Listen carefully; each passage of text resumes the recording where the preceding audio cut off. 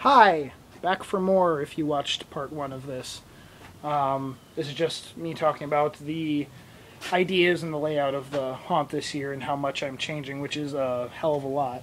I was just at what I was talking about in the last one was having the candy bucket over here by this window, and mainly just because I don't really like handing out the candy. I like making the kids have to go somewhere and get it.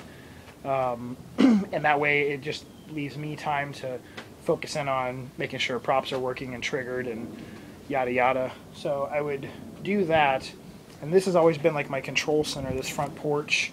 And I decorate, I put up the spider webbing right here, and I make like a scene and tables and stuff like that. So I'd still do that, but I'd probably hang some netting right along here just to create a wall, so people couldn't obviously see, what's going on, because like, there's fucking tree branches everywhere. Over here, you'd be able to see the skeleton arm or whatever's in that window, because I wanted a sort of a little bit of a scare when they go get the candy over there. So block this whole area off with some netting. And the only thing is there's not much space in here. Like, it would leave, even with this trimmed, it wouldn't leave a ton of room to walk, and it normally gets really crowded. That's like the number one thing, is this neighborhood has a ton of kids, and I know that 400 kids, like, we got last year or whatever. I know some people get 1,000 plus, but I don't do like a full haunted house, where there's a designated entrance and exit, and we take groups of like 5 people, and it's not like that. We just we'll let in as many people. If it gets busy, we have to try to direct traffic back out, but it's more of just a walk through yard haunt. So congestion is always a problem, especially with wheelchairs and stuff like that. So I might have to lose some room in here and do the netting somehow on the inside, like hang it, droop it over here from a rope or something. But I'll figure that out, just to give some more room so people can walk in and maybe stand up in this area. And it'll actually maybe be better for me to do that, because it'll leave me some more room, or leave me less room that I have to decorate in here, which wouldn't be too bad, because that's a fairly large space, and to try to fill it sometimes is a little difficult. But that window, I'm not 100% sure. It's still going to be a ghost window. I just, it works for the what I put in there. And since the theme this year is definitely all about ghosts, I still got to have a ghost window. So, but what I was thinking is splitting the ghost windows up, because when I was trying to plan back at my house, the measurements in my mind are always funky. And to me, that window over there was like 10 more feet that way. So I'm like, oh, people won't even really be able to see in it. But really, if you're standing right here, you can, obviously pretend those branches aren't there, but you can clearly see into that window. So I'm not sure exactly what I want to do in there. Normally that's like the torture room that has the zombie chained up, getting like electrocuted, and the weird creepy mummy dude, and the strobe lights, and the guy popping up and down. I don't know if I want to do that scene in there. And in fact, I could just dedicate that window to like one ghost, or 1 or 2 ghosts, because I have two flying crank ghosts, the 2 wall breaker ghosts, and the 2 that hang down from the ceiling, and those are all new ones this year. And the 2 wall breakers are going to go, hopefully, right here, as long as and right there on the front of these poles, which will be a pretty cool, entrance kind of thing. And what's awesome is this oak tree last year wasn't that far grown over. And one thing I was like, oh, well, where am I going to hang black lights from? How am I going to get, the right effect? And but I can easily, now that I'm here, I can hang a black light up in this tree, and one up on these branches probably, and just snake the cord down, and that'll probably be perfect. And even if I have to, I can put a black light up above them, because they're going to be down a little bit lower, So I think that'll be perfect. So thank God that tree grew out a bit. So yeah, 2 wall breaker ghosts there.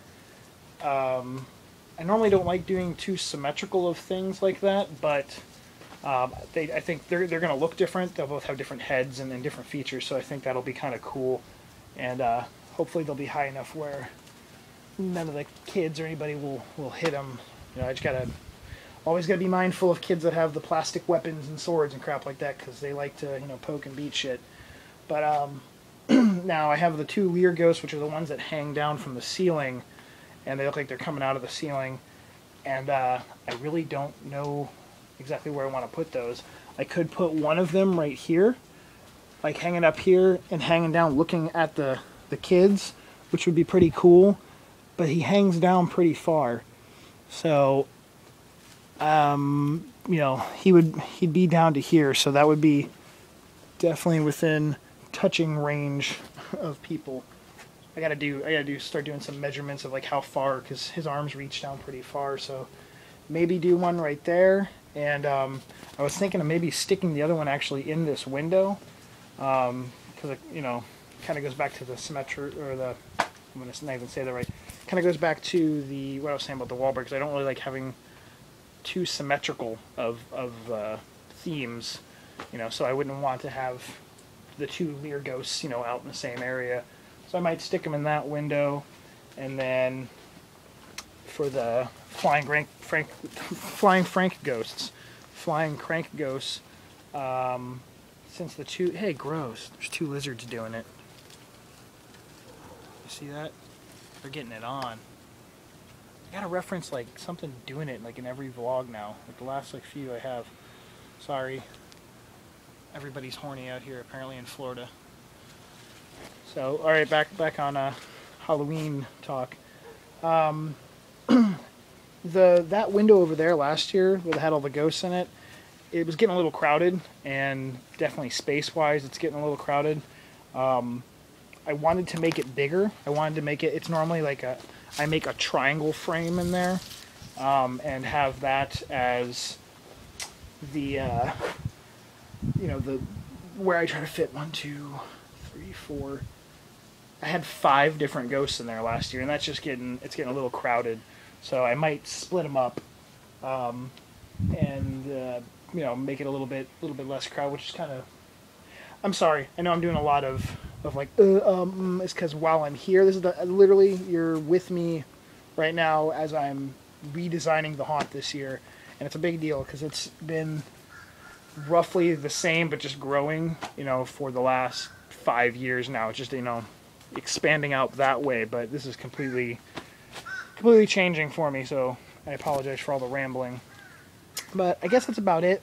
I mean, I have a couple, I have a new fog chiller this year, like a really nice one, and some new fog machines. Actually, I did use one of them last year, one of the really big ones I got for free, but I just do a fog machine back in here, blasting fog out through the graveyard, and do, you know, this, I would still probably make it a little bit of a graveyard, but since, you know, obviously this space over here is getting less and less, you know, which, you know, it's not that bad. I used to hate the fact that they planted these plants in here.